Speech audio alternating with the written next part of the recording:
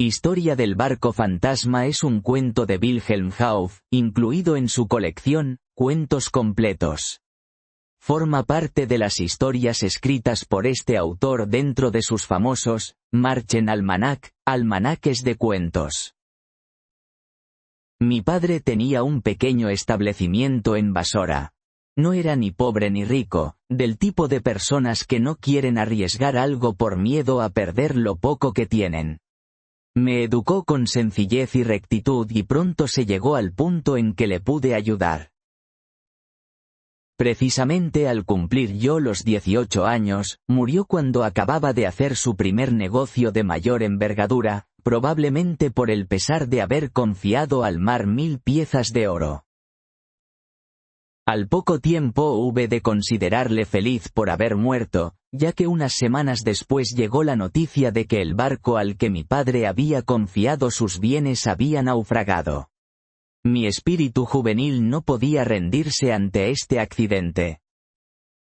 Vendí todo lo que mi padre me había dejado en herencia y me dispuse a marchar para probar suerte en el extranjero, acompañado solo por un viejo servidor de mi padre, que por su antigua lealtad no quiso separarse de mí ni de mi destino. En el puerto de Basora embarcamos con viento favorable. La nave en la que me embarqué se dirigía a la India. Habíamos navegado ya 15 días por la ruta habitual, cuando el capitán nos anunció una tormenta. Su rostro estaba pensativo, pues al parecer no conocía suficientemente las aguas de aquella zona para poder enfrentarse con tranquilidad a una tempestad. Hizo arriar todas las velas y proseguimos muy despacio. Había llegado la noche, clara y fría. El capitán creía ya haberse equivocado al considerar que se avecinaba una tormenta. De repente pasó muy cerca del nuestro un barco que no habíamos visto hasta ese momento. De la cubierta partía un griterío de alegría salvaje, que no me dejó de sorprender en aquella hora angustiosa, ante una tempestad. A mi lado, el capitán se puso pálido como un muerto. «Mi barco está perdido», exclamó, «ahí viaja la muerte». Antes de que pudiera preguntarle por su extraña exclamación, se acercaron los marineros gritando fuera de sí, «¿Habéis visto? Es nuestro fin». El capitán leyó sentencias consolatorias del Corán y se puso él mismo al timón. Pero en vano, la tempestad arreciaba por momentos y, antes de que transcurriera una hora, el barco se partió y se detuvo. Se lanzaron al agua los botes y, apenas se habían salvado los últimos marineros, el barco se hundió ante nuestros ojos y me quedé en el mar como un mendigo. Pero la desgracia no parecía tener fin. La tormenta se hacía más terrible y el bote no se podía gobernar. Me abracé a mi viejo servidor y nos prometimos no separarnos en ningún momento. Al fin amaneció, pero, con el primer rayo de la aurora, el viento hizo zozobrar el bote en el que estábamos y lo volcó. Ya no volví a ver a ninguno de los marineros. El golpe me había dejado sin sentido y, cuando desperté, me encontraba en los brazos de mi fiel servidor, que se había salvado en el bote volcado y me había arrastrado con él. La tempestad se había calmado. De nuestro barco ya no se podía ver nada, pero no lejos de nosotros descubrimos otro barco. Las olas nos arrastraban hacia él. Cuando nos acercamos, reconocí en aquel barco al que por la noche había pasado junto a nosotros y que tanto había atemorizado al capitán. Me quedé horrorizado ante su vista. Me aterraba la afirmación del capitán, que tan espantosamente se había confirmado, la siniestra apariencia del barco, en el que al llegar cerca nadie respondió por más alto que gritamos. Sin embargo, era nuestro único medio de salvación, por lo que dimos gracias al profeta, que tan asombrosamente nos había preservado. De la proa del barco colgaba una larga soga. Con todas nuestras fuerzas remamos hacia allí para cogerla. Al fin lo logramos. Una vez más levanté la voz, pero siguió el silencio en el barco. Trepamos entonces por la cuerda, yo delante por ser el más joven. Pero qué espanto, qué espectáculo se me ofreció cuando pisé la cubierta. El suelo estaba manchado de sangre, 20 o 30 cadáveres, con traje turco, yacían en el suelo. Junto al mástil central había un hombre lujosamente vestido, con el sable en la mano, su cara estaba pálida y desencajada, y atravesaba su frente un grueso clavo que le mantenía clavado al mástil, también él estaba muerto. El terror detuvo mis pasos, apenas me atrevía a respirar. Al fin llegó mi acompañante. También a él le espantó la vista de la cubierta, pues no aparecía nada con vida, solo todos aquellos espantosos cadáveres. Después de habernos encomendado al profeta en nuestra angustia, nos atrevimos a continuar.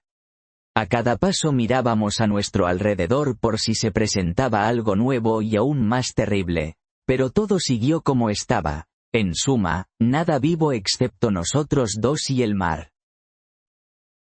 Ni una vez osamos hablar alto, por miedo a que el capitán muerto clavado al mástil volviera sus ojos fijos hacia nosotros o alguno de los muertos moviera la cabeza.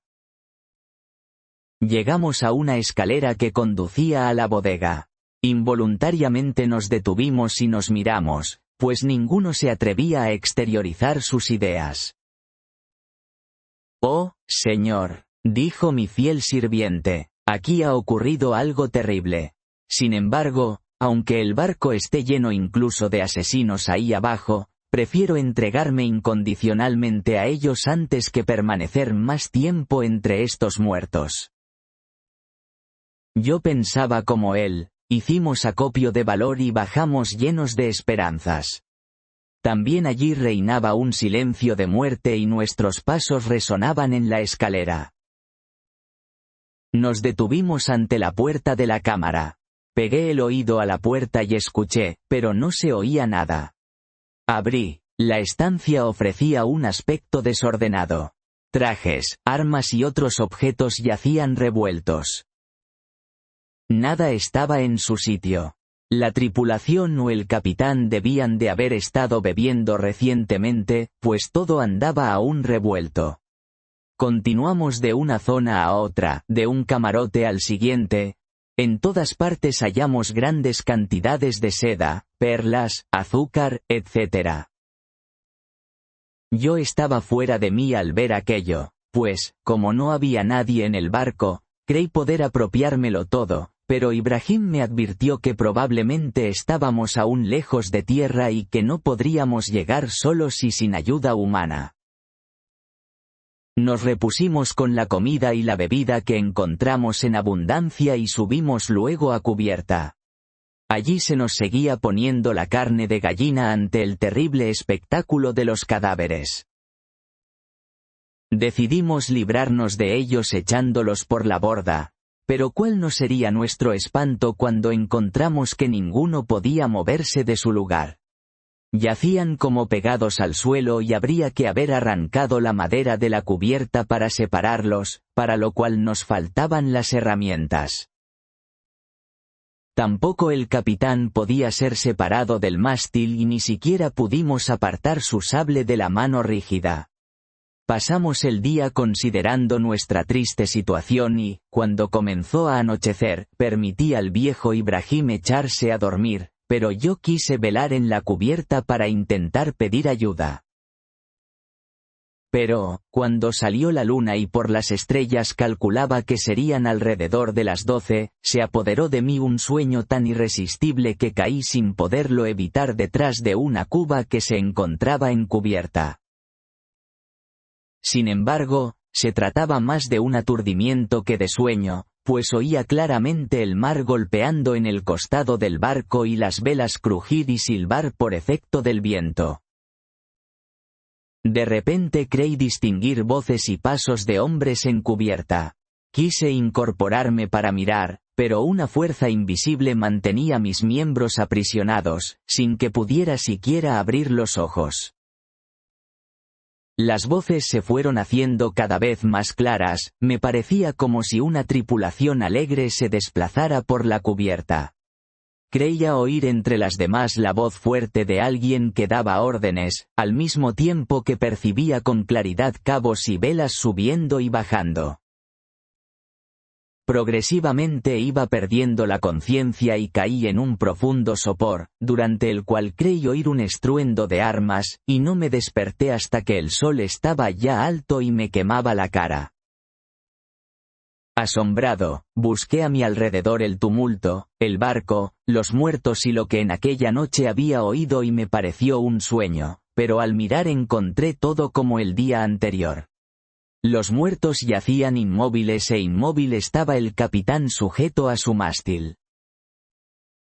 Me reí de mi sueño y me levanté para buscar al viejo. Este estaba sentado en la cámara muy pensativo. «Oh, señor», exclamó cuando llegué junto a él. «Preferiría estar en lo más profundo del mar antes que pasar otra noche en este barco embrujado».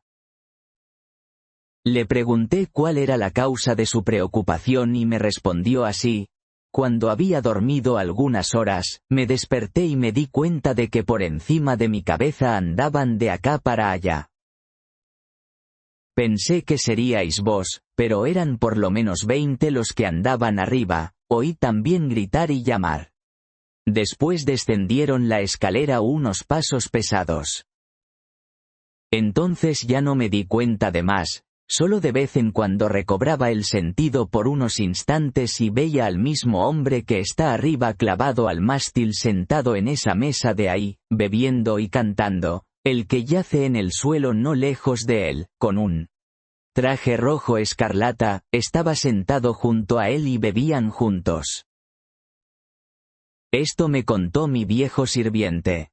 Podéis creerme, amigos míos, cuando os digo que me sentí muy mal. No era una alucinación, yo había oído a los muertos. Me resultaba tremendo navegar en tal compañía. Ibrahim se hundió de nuevo en profundas reflexiones. Al cabo exclamó: «Ya lo tengo». Recordó algo que le había enseñado su abuelo, un hombre de experiencia y que había viajado mucho, un conjuro que debía defenderle de cualquier fantasma o aparición.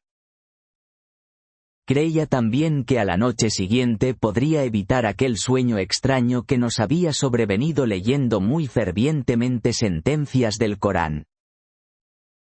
Estuve de acuerdo con el consejo del anciano. Vimos llegar la noche en una tensa espera. Junto a la cámara había un pequeño camarote. Allí decidimos retirarnos. Practicamos varios agujeros en la puerta, suficientemente grandes para poder ver por ellos todo el salón. Cerramos luego la puerta desde dentro lo mejor que pudimos e Ibrahim escribió el nombre del profeta en las 4 esquinas. Así esperamos el horror de la noche. Serían otra vez alrededor de las 12, cuando sentí un violento sueño. Mi compañero me aconsejó recitar sentencias del Corán, y de hecho esto me sirvió de ayuda. De repente pareció que se producía animación arriba, las jarcias crujían, andaban sobre la cubierta y se distinguían claramente varias voces. Habíamos permanecido varios minutos en ansiosa espera, cuando oímos bajar la escalera de la bodega. El viejo comenzó a recitar entonces el conjuro que le había enseñado su abuelo contra encantamientos y magia: bajad del aire, subid del fondo del mar, dormid en la tumba oscura, acudid del fuego. Alá es vuestro Señor y Maestro, a Él obedecen todos los espíritus. He de reconocer que no creía mucho en aquel conjuro y que los cabellos se me erizaron cuando la puerta se abrió y entró aquel hombre alto magníficamente vestido que había visto clavado al mástil. El clavo le atravesaba también el centro de la frente, pero tenía la espada envainada. Tras él entró otro, vestido menos lujosamente, al que también había visto arriba. El capitán, pues lo era sin ninguna duda, tenía el rostro pálido, una gran barba negra y ojos extraviados que recorrían toda la estancia. Pude verle con toda claridad cuando pasó junto a nuestra puerta. Él pareció no prestar ninguna atención a la puerta que nos ocultaba. Los dos se sentaron a la mesa que había en el centro de la cámara y hablaban entre sí casi a gritos en una lengua desconocida. Fueron hablando cada vez más alto y con más vehemencia, hasta que el capitán golpeó la mesa con el puño cerrado de un modo que hizo temblar el recinto. Con espantosas carcajadas saltó el otro e hizo una señal para que le siguiera. Este se levantó, desenvainó el sable y ambos dejaron la cámara. Respiramos aliviados cuando se fueron, pero nuestra angustia todavía no iba a cesar. En la cubierta había cada vez más ruido. Se oía ir y venir apresuradamente, gritar, reír y sollozar. Al final se desató un ruido verdaderamente infernal, de modo que creímos que la cubierta se nos vendría encima con todas las velas, el estruendo de armas y los gritos, pero de repente sobrevino una calma total. Cuando después de muchas horas nos aventuramos a subir, encontramos todo como antes, ni uno solo estaba en un lugar distinto, y todos estaban rígidos como la madera. Así pasamos varios días en el barco, navegando siempre hacia oriente, donde según mis cálculos debía estar la tierra, pero aunque de día hubiera avanzado muchas millas, de noche parecía volver atrás, pues siempre nos encontrábamos en el mismo lugar. Cuando salía el sol. No podíamos hallar otra explicación que la de que los muertos volvían a navegar cada noche a toda vela. Para evitarlo, antes de que llegara la noche arriamos todas las velas y las recogimos. Como habíamos hecho con la puerta del camarote, escribimos en pergamino el nombre del profeta y el conjuro del abuelo y lo adherimos a las velas arriadas. En nuestro camarote esperamos temerosos el resultado. Aquella noche el hechizo pareció aún más desenfrenado. Pero he aquí que a la mañana siguiente las velas seguían recogidas tal como las habíamos dejado. Durante el día desplegamos solo las velas necesarias para impulsar suavemente el barco y de este modo recorrimos en 5 días un buen trecho. Al amanecer del 6º día descubrimos tierra a escasa distancia y dimos gracias a Alá y a su profeta por nuestra asombrosa salvación. Ese día y la noche siguiente nos acercamos a la costa, y en la mañana del 7º día creímos descubrir una ciudad no muy alejada. Con mucho esfuerzo echamos un ancla al mar, que pronto alcanzó el suelo, botamos un pequeño bote que había en cubierta y remamos hacia la ciudad con todas nuestras fuerzas. Después de media hora penetramos en un río que desemboca en el mar y nos acercamos a la orilla. A las puertas de la ciudad preguntamos por su nombre y nos enteramos de que era una ciudad de la India, no lejos de la región a la que al principio se dirigía nuestro barco. Nos encaminamos a un lugar de descanso de caravanas para recobrarnos de nuestro accidentado viaje. Allí mismo intenté también encontrar a un hombre sabio y con experiencia, dando a entender al patrón que debía ser uno que entendiera un poco de magia. Me condujo a una casa modesta, en una calle apartada, llamó y me hizo entrar advirtiéndome que solo debía preguntar por Muley. En la casa vino a mi encuentro un hombrecillo viejo con barba gris y una larga nariz y me preguntó qué deseaba. Le dije que buscaba al sabio Muley y me respondió que era él. Le pedí consejo sobre cómo proceder con los muertos y lo que habría de hacer para sacarlos del barco.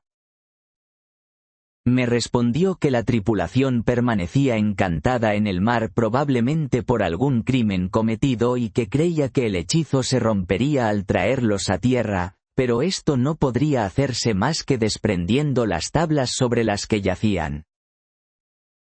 Tenía pleno derecho a apropiarme del barco con todo su cargamento, debía llevar todo en el mayor secreto y regalarle algo de mis abundantes riquezas. Por ello quería ayudarme con algunos esclavos a sacar fuera del barco los cadáveres. Le prometí recompensarle espléndidamente y nos pusimos en camino junto con 5 esclavos provistos de sierras y hachas. El mago Muley no tenía palabras suficientes para elogiar nuestra ocurrencia de amarrar las velas con las sentencias del Corán. Decía que este era el único medio de salvación. Era todavía muy temprano cuando llegamos junto al barco. Enseguida pusimos manos a la obra, y en una hora ya había 4 cadáveres sobre el bote. Algunos de los esclavos debían dirigirse a tierra para enterrarlos allí. Al regresar contaron que los muertos les habían ahorrado el esfuerzo de hacerlo, ya que en cuanto los colocaron sobre la tierra se convirtieron en polvo. Continuamos aserrando las maderas y, antes de anochecer, todos habían sido llevados a tierra. Ya no quedaba a bordo más que el clavado al mástil.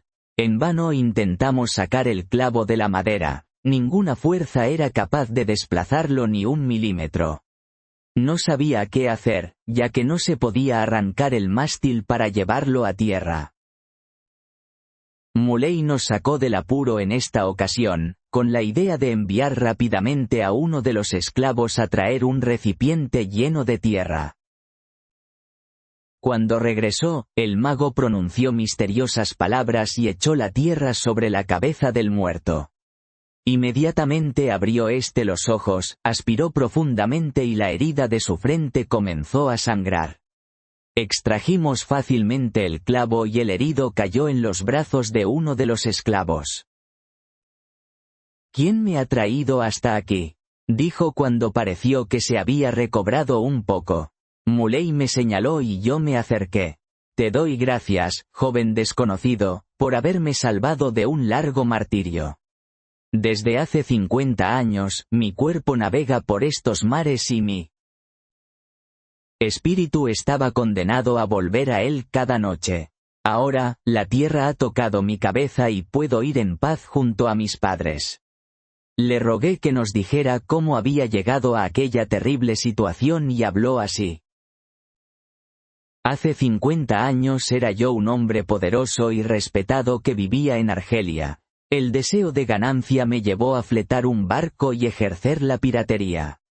Llevaba ya en ello algún tiempo, cuando en una ocasión recogí en Zante a un dervis que quería viajar sin pagar.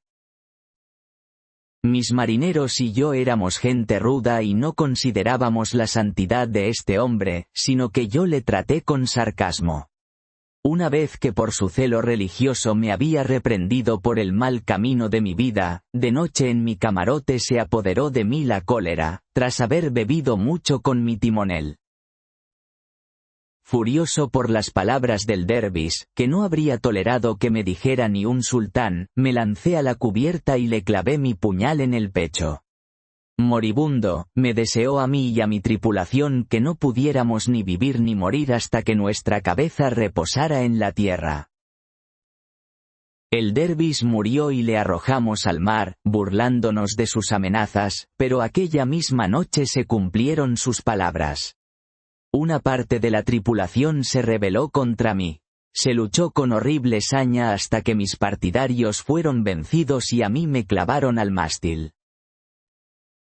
Pero tampoco los vencedores sobrevivieron a sus heridas y mi barco fue pronto una gran tumba.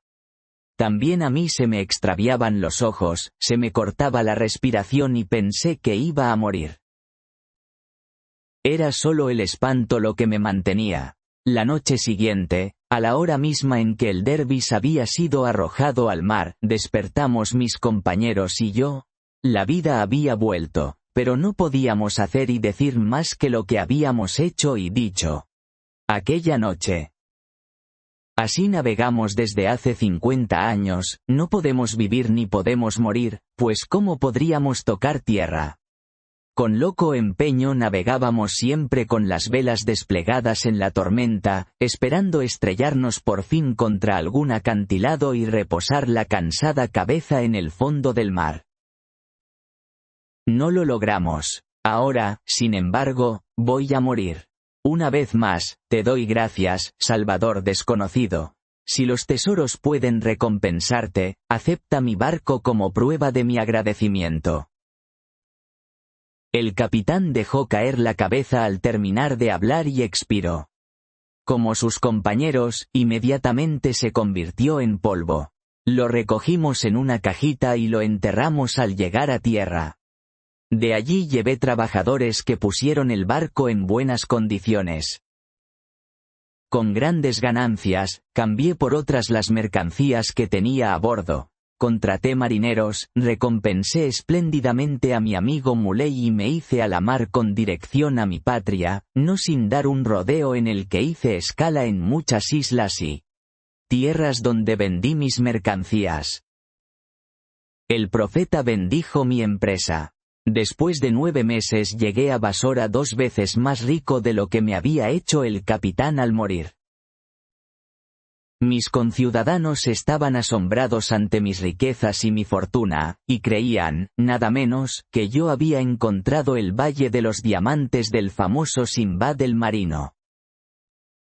Les dejé permanecer en tal creencia, y desde entonces los jóvenes de Basora, apenas llegaban a los 18 años, habían de ir a recorrer mundo para hacer fortuna como yo.